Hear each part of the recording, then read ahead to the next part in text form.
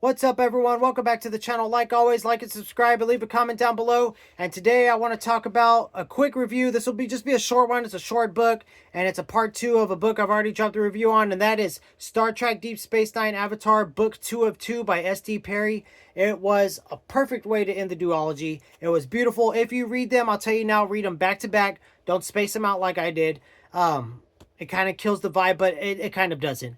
As soon as I started reading this one, I was totally refreshed on what happened in book 1, and it was so good. And you do not need to know the Star Trek world to get into this duology. I didn't know nothing until I read book 1, and then I got hooked on Star Trek because that's like one of my most favorite books of all time now. And so I just count this one as part of that being my most favorite book of all time. S.D. Perry is awesome. I have Time Cop coming in the mail. Her novelization of that to read. She does she did some Resident Evil multimedia tie-ins and a lot of Star Trek. So super, when I get to her books in the different series I'm reading, I can't wait. She's super good. This book was super amazing. The way they kind of blend in like religious aspects into this, she blends in the religious aspects into these books. It's just on another level, and you could just feel, I don't even know how to explain it, like the things they're dealing with and the things they're finding. You could look back in history, especially like biblical history, and find a lot of references to it, and she builds on that idea really good. Now, whether she's Christian or not, I have no idea. I don't care, but she does an amazing job using religion and faith and having your faith and like the religious hierarchy and things like that, telling their story from their perspectives. Like the one of the main, they're called one of the main, not the prophets, but he's like a I think they're called Vedex or something like that. He's aboard the Deep Space Nine. He's helping investigate the murder of the lady, and there's a prophecy that they uncover that the lady was trying to get to a pregnant lady on Deep Space Nine. That the prophecy is someone's going to give birth to the Avatar that's gonna like basically be what all the prophets, all the gods, everything that's, you know, their Messiah or something, whatever you want to call it. And but the prophecy is only fulfilled after 10,000 Bakorans die. So it's tripped out. Like people are like, no, the prophets would never write that. This is blasphemy.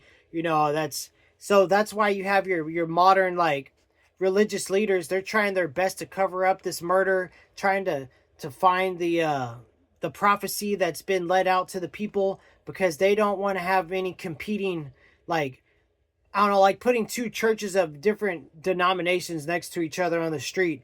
They're competing, you know, I'm Baptist, I'm better. No, I'm Methodist, I'm better. So there, that's a weak analogy, but so you know, you get a little bit of a sense of what I'm talking about. But that's exactly what's going on with the Bakorans in this book. And then you get to really meet the oh, what are they called? I literally finished this book last night. Oh, they're called something crazy. I can't remember their name. Oh no. Anyways, the lizard guy. They had one imprisoned, and he turns bad. He comes in book 1 and you think he's not bad, but it turns out he is.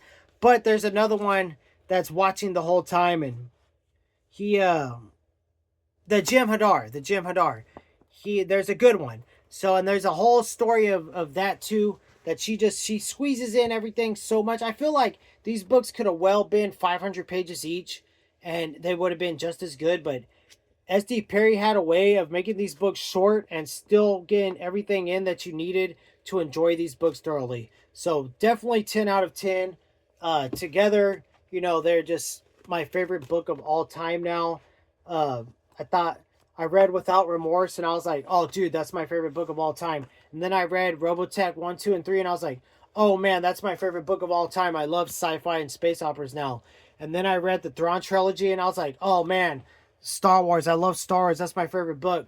And then I read Avatar book 1, and I was like, oh, dude, Star Trek. And then I read Truce of Bakura, and I was like, oh, man, that's one of my favorite books. So now I just know I got to have 3 sections of favorites: Star Trek, Star Wars, other. So, because I'm going to have a lot of favorites, I could tell. I haven't read a bad Star Wars book yet. and I'm only on my third Star Trek book, and it's definitely not bad. It's definitely going to be great if it keeps going the way the first 100 or so pages have gone. But that's the video today, guys. Like and subscribe. Leave a comment down below. We'll link our TikTok and our Instagram. You can come check us out there. I'm slowly trying to build up on the TikTok. Is it TikTok or TikTok? TikTok. It's TikTok. I like it better because I can ignore the doom scrolling on it and just do stuff we want to do on it. And my wife's been able to filter out all the bad stuff on it, so it's a little bit easier to push content out on too, I think. So I don't know. Come check us out there. We'll probably let Instagram go eventually. So, but that's the video today, guys. Like and subscribe. Leave a comment down below. Later.